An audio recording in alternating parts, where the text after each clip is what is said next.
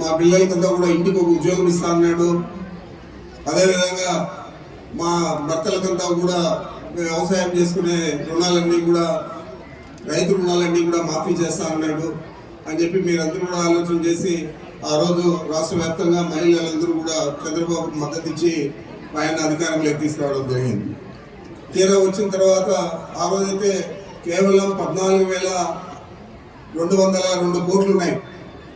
మరి ఆ 14,202 కోట్లు వడ్డీలకు వడ్డీ అయ్యి అధిక వడ్డీలై మొత్తం 25,517 కోట్లు 571 కోట్లు ఈరోజు జగన్మోహన్ రెడ్డి గారు చెల్లించడం జరిగింది.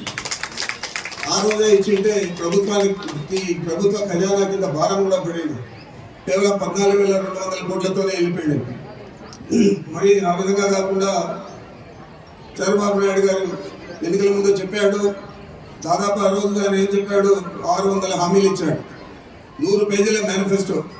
మరి ఎన్నికలు అయితేనే ఆ మేనిఫెస్టో కనపడలేదు, ఎక్కడ కూడా కనపడకుండా చేసి కనీసం వెబ్సైట్లో చూసామంటే ఆ వెబ్సైట్లో నుంచి కూడా తీసేయడం జరిగింది. మరి ఇంత దారుణంగా మాటలు చెప్పి మోసం చేసి అధికారంలోకి వచ్చిన తర్వాత చెప్పిన మాటలన్నీ కూడా కాపాడకుండా చంద్రబాబు నాయుడు చేస్తే, జగన్మోహన్ రెడ్డి గారు ఏవైతే చెప్పాడో అవన్నీ కూడా పూర్తి స్థాయిలో ఈరోజు 100% హామీలన్నీ కూడా నెరవేర్చి తిరిగి మళ్ళా మీ ముందు ఎన్నికలకు రాకపోతూ ఉన్నారు. మరి ఇద్దరికి తేడా మీరు గమనించాలి. రాబోయే రోజుల్లో కూడా వారు ఇప్పటికే 5 గ్యారెంటీలు ఏదో చెప్పాడు. మొన్న ఈ మధ్య అసెంబ్లీలో కూడా మొత్తం అన్ని లెక్కలేసి మన ముఖ్యమంత్రి గారు అవన్నీ కూడా ఈ రాష్ట్ర ప్రజలకు అందరికీ కూడా శాసనసభ ద్వారా తెలియజేయడం జరిగింది. 1.5 లక్ష కోట్లు ఖర్చు చేయాల్సి వస్తారు ప్రతి సంవత్సరము. ఆయన చెప్పిన వాటికి ఇప్పుడు దాకా ఇంకా కూడా ఉన్నాయి, ఇంకా కొన్ని హామీలు ఇస్తారని చెప్పి కూడా చెప్తా ఉన్నాడు. అవన్నీ చెప్తే 2 లక్షల పైచీలకి చెప్తే మన రాష్ట్ర బడ్జెట్ మొత్తం కూడా వీటికే ఇచ్చే విధంగా చెప్తా ఉన్నారు. అది సాధ్యమవుతాయని అడుగుతా ఉన్నాను.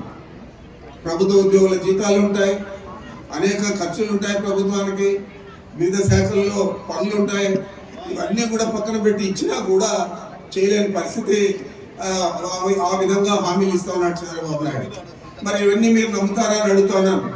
ఒకసారి మోసపోయి 2014లో చెప్పి ఆయన చేస్తాడని చెప్పి ఆశపడి అందరూ కూడా ఓట్లు వేస్తే అందరికీ కూడా మోసం చేశాడు.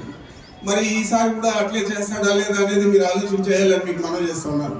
ఎంచేతంటే ఇప్పుడు కూడా అధికారంలోకి రావాలని చూస్తాడు తప్ప అధికారంలోకి వచ్చిన తర్వాత అతను ఈ రాష్ట్ర ప్రజల గురించి కానీ ముఖ్యంగా పేదల గురించి కానీ పట్టించుకునే పరిస్థితి లేదు. ఈరోజు మీరు చూస్తూ ఉన్నారు, రాష్ట్రం మొత్తం మీద ఆయన అధికారంలో ఉన్నప్పుడు జన్మభూమి కమిటీలు, ఆ కమిటీలలో సభ్యులంతా కూడా తెలుగుదేశం పార్టీ వారు ఎవరికి ఇచ్చారో, ఒకటో ఇల్లు ఇచ్చినా పెన్షన్ ఇచ్చినా తెలుగుదేశం పార్టీ కార్యకర్తలకు లేకపోతే వాళ్ళ బంధువులకు ఎవరైనా డబ్బులు ఇస్తే వాళ్ళకి ఇచ్చారు.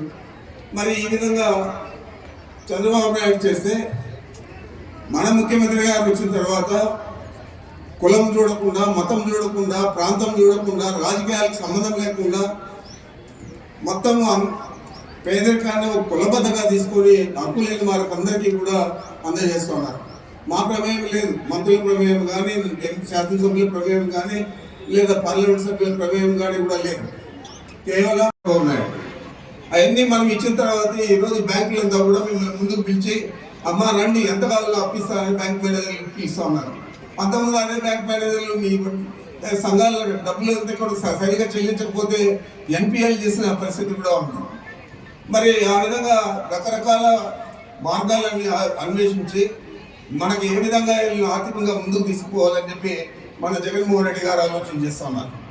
చంద్రబాబు నాయుడు ఎప్పుడు కూడా అధికారంలోకి వస్తానే ప్రజలకు మోసం చేసే పని. 1900 మామకు వెన్నుపోటు పొడిచాడు, అధికారంలోకి వచ్చాడు. అధికారంలోకి వచ్చిన 3 నెలల్లోనే ₹2 కేజీ బియ్యం 5 రూపాయలు 25 పైసలు చేశాడు.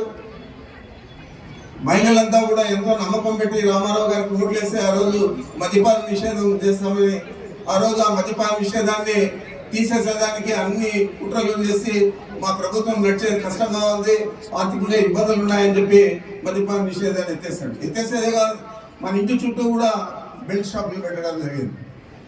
మరి ఏ రోజు కూడా ఆయన అధికారంలోకి రాకముందు ఒకలాగా ఉంటాడు, అధికారంలోకి వచ్చిన తర్వాత ఇంకొకలాగా ఉంటాడు. మరి అలాంటి వ్యక్తి మీద మనం ఆలోచన చేయాలి. మీరు అలాంటి వ్యక్తికి మనం అవకాశం ఇస్తే తిరిగి మనం ఏమైపోతాము అని చెప్పి మీరు ఆలోచన చేస్తే తప్పకుండా అందరూ కూడా తప్పు చేయకుండా జగన్మోహన్ రెడ్డి గారికి మద్దతు ఇస్తారు. ఈ రాష్ట్రంలో తిరిగి జగన్మోహన్ రెడ్డి గారి పాలన వస్తుంది. మీ అందరి ఆదర అభిమానాలతో తర్వాత 5 సంవత్సరాలు కూడా సుఖ సంతోషాలతో మీ వ్యాపారాలన్నీ కూడా బాగా చేసుకునే విధంగా అన్ని రకాలైన ప్రోత్సహిస్తాడని చెప్పి మీకు మనం చేస్తూ నాకు అవకాశం ఇచ్చింది అందరికీ నమస్కరించుకుంటున్నాను. నేనొక నిజం, జరిగే యథార్థాల అగ్ని పర్వతం, జననం మరణం మధ్య జరిగే నాటకానికి నేనే సాక్షిని. సగటు మానవుని గొంతుక నేను. మీ అందరి కోసం ప్రతి గడియ పనిచేస్తూ గళం వినిపించే G9 న్యూస్.